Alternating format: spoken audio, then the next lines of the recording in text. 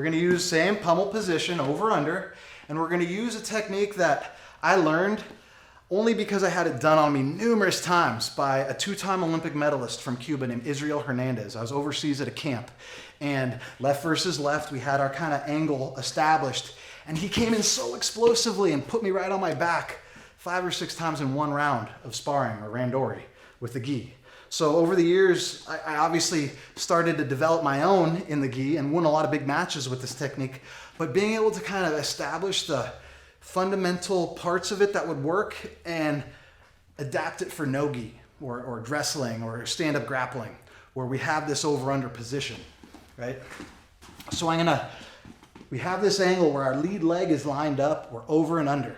Okay, what I'm gonna do is I'm gonna bring his shoulder up to kind of weaken this underhook, okay? When I do that, I'm gonna stomp with my lead leg and I'm gonna kind of slap the leg. So I wanna put all the weight on the far leg when I do this movement, like that, okay? It's hard to just finish that as a takedown, okay? But we're then gonna use our back leg to sweep out his back leg. So my right leg is gonna make contact with his near leg, but my foot with his far Achilles. So I'm gonna,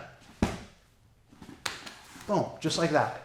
And if we have enough quick twitch and explosive movement, it should be effortless to be able to get him off of his feet and straight to his back. So I'm in this pummel, just like so, okay? Just a nice back trip with our hand aiding to put the weight all on one foot.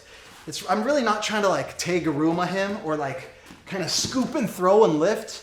I'm just kind of bringing his legs together using that hand and like a swaying of this energy together. Boom, boom, boom, right? So all together, those movements. So I'm in my over-under, I'm grabbing the lat, I'm grabbing the tricep, creating this little movement. Go lateral, have my pummel position, kind of establishing my range possibly. Last time. Pretty dynamic and explosive when done right. So I want to be able to control my partner. And you know, if you have a crash pad or if they know how to fall, it's okay to land chest to chest. As long as you're not being held onto or holding on to them in a way where you're both going to maybe knee each other in the groin or shoulder in the eyeball or something that's going to be drastic, okay? So you want to be controlled. So it's and finishing on top. So dynamic, yes. Explosive, yes. Protect yourself. Be able to practice that kind of swaying movement, lifting and tripping. Kind of like maybe an uchikomi, where it's like, bah, bah, bah, right there.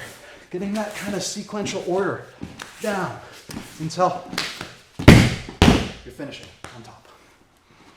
Give it a try.